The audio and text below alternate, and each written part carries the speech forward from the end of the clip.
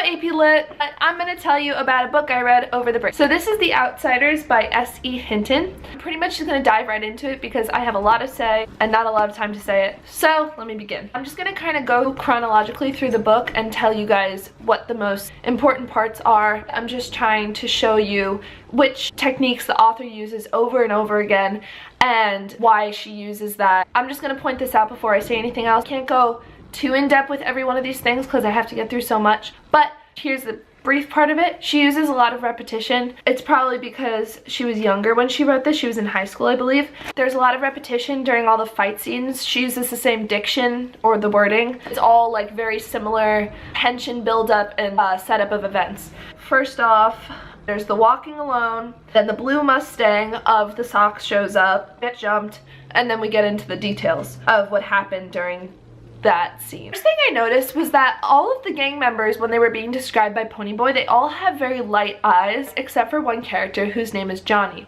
Johnny has very dark black brownish eyes, which kind of connotate to like a very docile animal such as a deer or like a rabbit. It has like those very like kind, warm eyes, and that's because that's what Johnny's character is like. All of the other characters have some kind of coldness to them, but Johnny is really such a warm character. He really represents the innocence or the loss of innocence, as you'll see later in the book. The reason why this is such a good read for younger people, and it's probably why all of you read it when you were in 7th grade, is because the way that the narrator speaks is a very simple language, and that's why it's such a good reason for kids to read it, because it's a really good book and it has a great message, but at the same time the wording is very simple and it's very easy to comprehend. The really big message that she's trying to get out throughout the entire story is that these kids should not be fighting. It's not logical for them to be fighting. They're kids.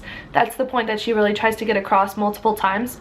And the first time she does that is when Ponyboy is talking to a sock girl. Her name is Cherry Valance. They're just talking. Hinton is really just contrasting the differences in their lives. Then at the very end, they describe how at the end of the day, they always see the same sunset in the sky.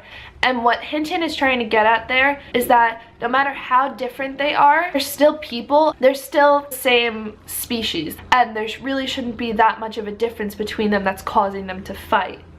Back to the repetition for a minute. Something that Hinton does a lot throughout the whole story, she foreshadows multiple things. For example, on page 52 it says, "Things gotta get better, I figured. They couldn't get worse. I was wrong." The entire book is kind of just like a tension build up all the way to the end of the story, and you really don't know what's going to happen yet, but it kind of keeps the reader pulled in, and it kind of emphasizes the fact that something is going to happen. But this is probably one of the most important scenes in the entire book. It causes the conflict in the whole book. That would be when Ponyboy and Johnny are involved in a murder scene. So at this point, they are walking alone in a park, as I said before with the repetition of the mugging. They're walking alone in a park and the blue Mustang pulls up and they get jumped by a bunch of guys. And pretty much what happens is they start drowning Ponyboy in a nearby fountain, and Johnny loses it. He goes crazy and he ends up stabbing the gang member who is kind of causing all this to happen. And all the Sox go, they scatter and they get out of there. But Johnny's really shaken. As I was saying earlier, Johnny is innocent character. He symbolizes the innocence in the story. He is the character that holds all that meaning. And when he killed Bob, who is the leader of that little group, he kind of symbolized the loss of innocence because he was such a kind character and he didn't have to be involved in something like this. Like, he could have been such a nice kid, but by killing an innocent person who wasn't really innocent, but whatever, by killing a person who hadn't really started their life yet, it's that loss of innocence that we see so many times within so many different books throughout history. Another thing that Hinton tends to love to do is use her irony. First time I saw it was on page 63. It was ironic because Ponyboy had always dreamt of going to a countryside, and after the murder, Johnny and Ponyboy end up going to the countryside. But what's ironic about this is that it's kind of like Ponyboy's dream, but what brought him to the peaceful countryside was this violent act of taking another person's life. Now, Ponyboy obviously isn't the main loss of innocence. As I said earlier, it's Johnny. But on page 68, in the beginning of the chapter, there's not really an analogy, kind of a dream. It's where Ponyboy is kind of like imagining being back home. He's like pretending that he's like in this world when he's not. He's actually just on the cold floor of a church trying not to be caught by the police, and he's with Johnny, who killed Bob. He's going back to where his family, Derry and Soda, are. It kind of just emphasizes for the reader the fact that Ponyboy is a child. Like, he's a kid. He's only like 14 years old. Kind of gives the reader a moment to step back and really see what's happening. Back to the kind of like thing about them being kids. Hinton does this throughout the entire book multiple times, but she actually puts the characters into very adult-like situations, makes them think and say adult things, which just again emphasizes the fact that they're children and they really shouldn't be fighting like this, and there really shouldn't be this much violence. Like, they should come to a peace. For example, Dally always said this, it's better for you to be blank inside and not have feeling because it makes you stronger. That's an example of one of the kids in the gang who has completely lost his innocence. He's like a man now, even though he's not that old.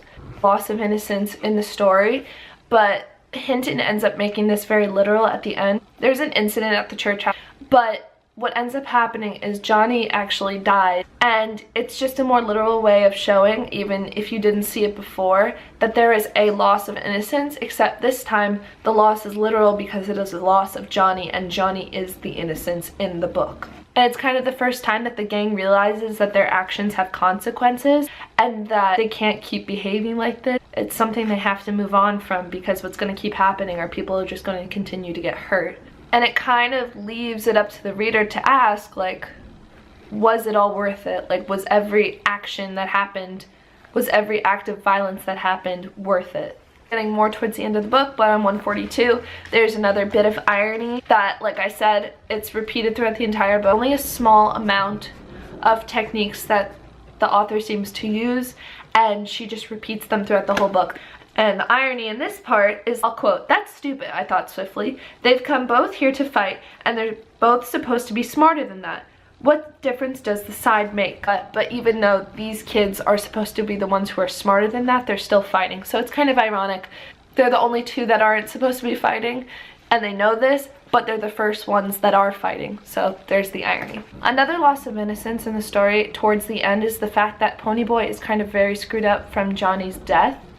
Because Ponyboy wasn't really like that before. He started saying that, oh, Johnny didn't kill anybody, I did. It just shows that, like, it was really screwing with his brain that much. And like I said, he's just a 14-year-old boy, and he's gone through so much loss in his life. He's lost both of his parents, and he's lost 2 of his friends, and it's like just a lot for him to understand and try and hold in his brain. And finally, at the very end of the book, we have something that we've seen before.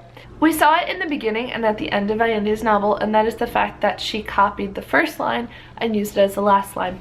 And guess what? We have that in this book just the same. The story began and ended with the following quote: "When I stepped out into the bright sunlight from the darkness of the movie house, I had only 2 things on my mind: Paul Newman and a ride home, ... And it goes like that, but in the beginning of the story, it begins with that. Anyway, I was just very easily able to relate that with Allende because both authors were going for the same exact type of effect on the readers. And what that is that, like, kind of perfectly sums up the story, and it shows that Ponyboy survived, and it kind of just shows like a glimmer of hope in the entire story. It shows that he survived all that he was tested with in this book, and it just encases it between the first and the last line of the book, which just happened to be the same. Now, there is no way that I'm going to have been able to fit all of this information into one video because I have been sitting here filming for about 20 minutes. I hope I got all of the information that was the most important. If I went a little bit over, I'm sorry, I just couldn't help it. Bye guys!